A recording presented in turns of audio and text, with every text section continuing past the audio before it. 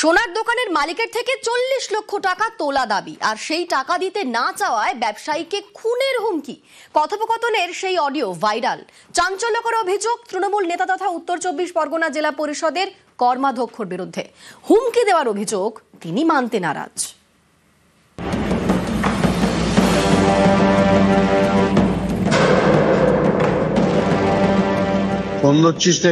ওরা দেখো, আমি 7-3 তোমার 20 লাখ টাকা দিয়ে এসছি। আমি আর রামাজে আমি এই মুহূর্তে দাদা কোনো কিচ্ছু জোগাড় করতে পারিনি।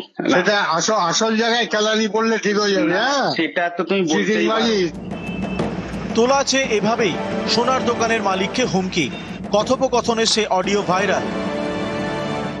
বুঝে নেবো, জোগাড় করতে হবে, নকশা আমি ছুটিয়ে দেবো, ব্যবস্থা করে দেবো আমি, তুই রাখ। উত্তর 24 পরগনার মসলন্দপুর। এখানকার বাসিন্দা শ্যামল রায়। তার সোনার গয়নার দোকান, প্রায় 40 বছরের ব্যবসা।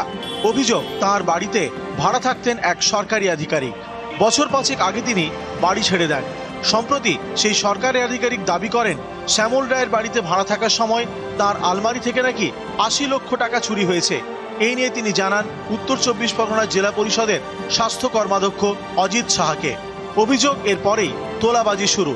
সোনার দোকানের মালিকের দাবি, প্রথম দফায় তৃণমূল নেতাকে 20 লক্ষ টাকা দিয়েছেন, পরে আরো 40 লক্ষ টাকা দাবি করা হয়। ফোনে হুমকি দেওয়া হয়। ফোন ধরছিস কেন? 4বার 5বার ফোন করছি, তোর তো 3 তারিখ আগামী মাসের লাস্ট ডেট। ওরা দেখো, আমি 7-3 তোমার 20 লাখ টাকা দিয়ে এসছি। আমি আর রামাজে আমি এই মুহূর্তে দাদা কোনো কিচ্ছু জোগাড় করতে পারিনি।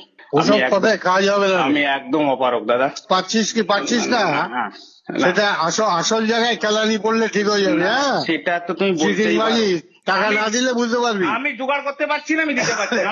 বুঝে নেবো, জোগাড় করতে হবে, নকশা আমি ছুটিয়ে দেবো, ব্যবস্থা করে দেবো আমি, তুই রাখ। সোনার দোকানের মালিকের দাবি, তাকে খুনের হুমকি দেওয়া হয়েছে। এই ঘটনায় তিনি আতঙ্কে। করোনা কালে আমার ঘরে 2020-তে এক বিএলআরও ভাড়া ছিল। 5 বছর পরে উনি এসে এখন আমার কাছে দাবি করছে 80 লাখ টাকা আলমারির থেকে ভেঙে নেওয়া হয়েছে। একটা মিথ্যা প্রলাপ দিয়ে আমাকে এটাকে চাপিয়ে দিয়েছে। আমার কর্মচারী ছেলেটাকে মারধর করে জোর করে অজিত বাবু মারধর করে 20 লাখ টাকা দিয়েছি। অজিত বাবুকে দিয়ে এসছি আমি তার বাড়িতে। বললো যে কোনো প্রশাসন না, আমরা যেটা বলবো সেটাই শেষ কথা। হুমকির কি আছে? প্রথম কথা হচ্ছে, যে ভদ্রলোক টাকা পাবে সেই ভদ্রলোকের টাকা ও চুরি করেছে। আমি যদি টাকা না নিই, 1 টাকা দেবো, 20 লক্ষ টাকা দিয়ে দিল। আলমারিতে 80 লক্ষ টাকা ছিল, সেই টাকাটার থেকে 8 লাখ টাকা ওই মহিলাকে দিয়ে বাকি টাকাটা ওরা নিয়ে নেয়, স্বীকার করে নেয়, এবং কথা দেয় যে আমি একবারে পারবো না, 3 মাস টাইম দিলে আমি টাকা দিয়ে দেবো। উত্তর 24 পরগনা থেকে ক্যামেরায় উজ্জ্বল শিকদারের সঙ্গে জিয়াউল আলম, নিউজ 18 বাংলা।